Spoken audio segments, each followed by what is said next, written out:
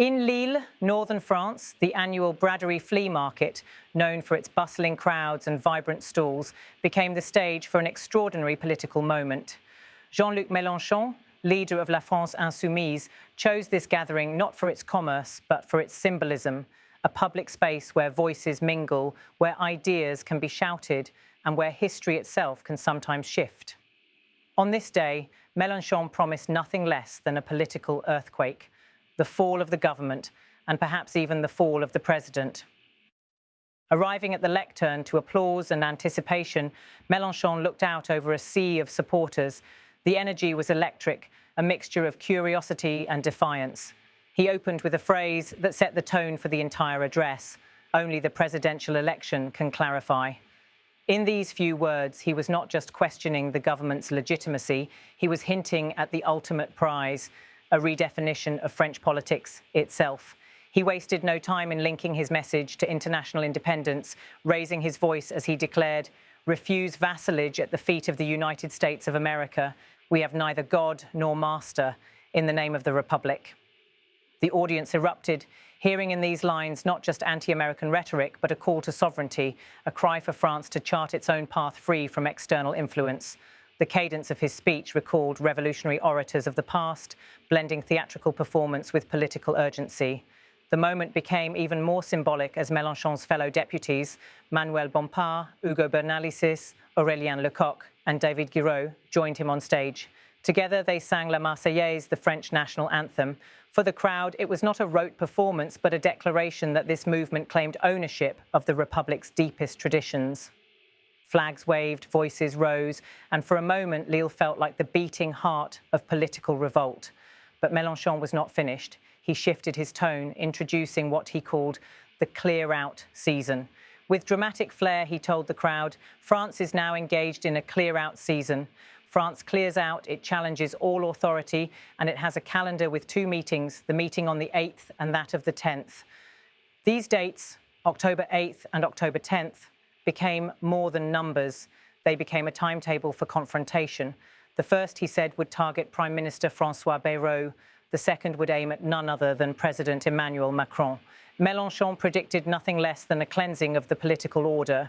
On the 8th, he explained, "We believe this will be the day when we will remove, thanks to the popular mobilization that is announced for the 10th, Prime Minister Mr. Bayrou.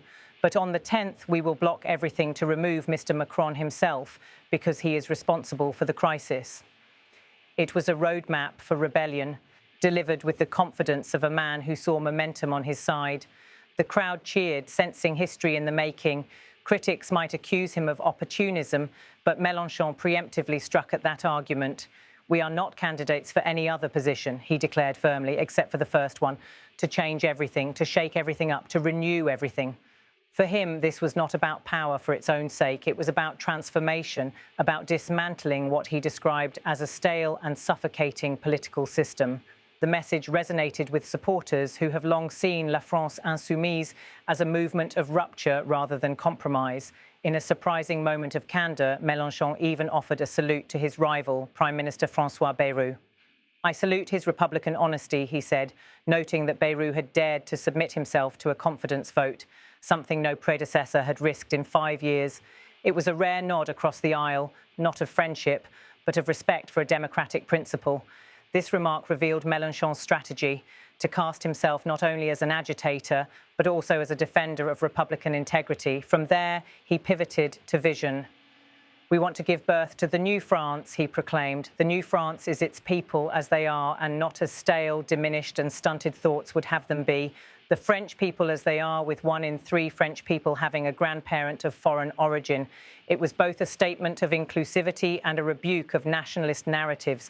By centering diversity as a defining feature of the future, Mélenchon sought to align his movement with the lived reality of modern France. For nearly 14 minutes, his speech carried the rhythm of both prophecy and protest. He invoked history, appealed to identity, and called for action. The imagery of the flea market was not incidental. Here, amid the stalls and crowds, he framed the Republic as something that could be reclaimed, restored, and renewed. The choice of location emphasized that politics does not belong in palaces alone. It belongs in the streets with the people. His rhetoric was layered. By denouncing US influence, he tapped into France's long tradition of independence. By saluting Bayrou's honesty, he claimed the mantle of Republican defender. By invoking New France, he set forth a vision that stretched beyond the immediate crisis toward a remade society. And by setting October 8th and 10th as fixed points, he transformed discontent into a political calendar, a countdown to upheaval. The effect was powerful. Supporters left not just with slogans, but with a sense of destiny, a feeling that they were participants in an unfolding drama of national significance. Critics, of course, warned of destabilization, of reckless populism, of the dangers of turning protest into revolution.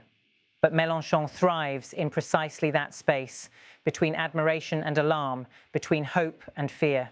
His words, deliberately provocative, ensure that he remains the centre of attention in a fractured political landscape. As France heads toward the confidence vote, the stakes could not be higher. If Bayrou falls, it will validate Mélenchon's prediction and energise his movement.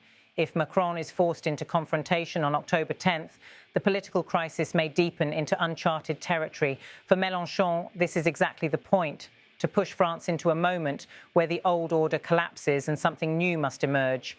The Braderie de Lille will be remembered not for its vendors or bargains, but for its transformation into a stage of rebellion. Jean-Luc Mélenchon stood before his supporters and declared the coming fall of the government and the president. Whether prophecy or provocation, his words marked a turning point. In Lille, a new chapter of French politics was not only written, it was sung, shouted, and carried on the voices of thousands who believe that the Republic must be reborn.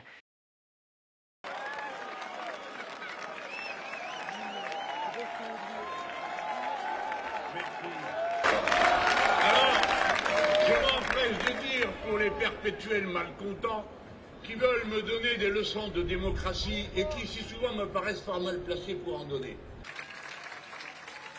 Seule la présidentielle peut clarifier.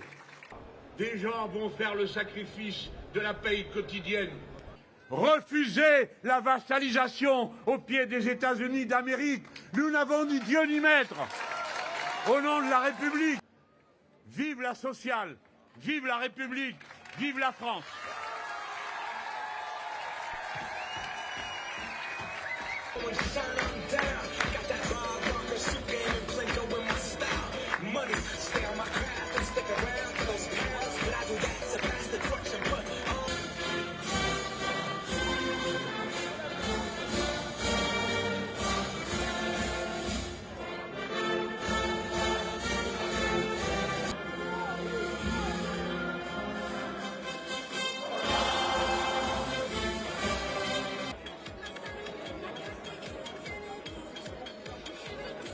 France is now engaged in a clear-out season, I told you. Clear out because the word has just entered the dictionary. France clears out, it challenges all authority, and it has a calendar with two meetings, the meeting on the 8th and that of the 10th.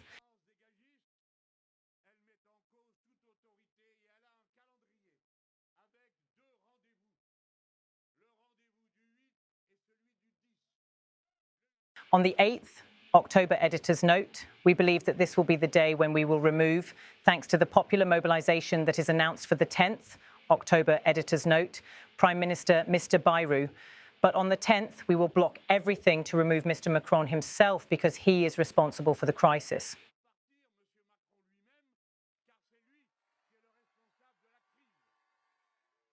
And here they are marching and saying that they are ready to occupy the positions that become available.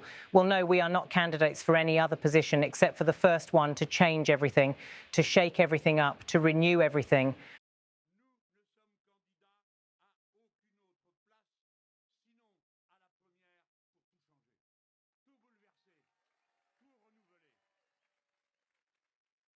The government will fall, but as this will be the first time in 5 years that a Prime Minister has asked a question of confidence while we are in a republic, then I will begin, notwithstanding all our differences, with Mr. Bayrou by saying that I salute his Republican honesty, which consisted in asking the question that none of his predecessors wanted to ask.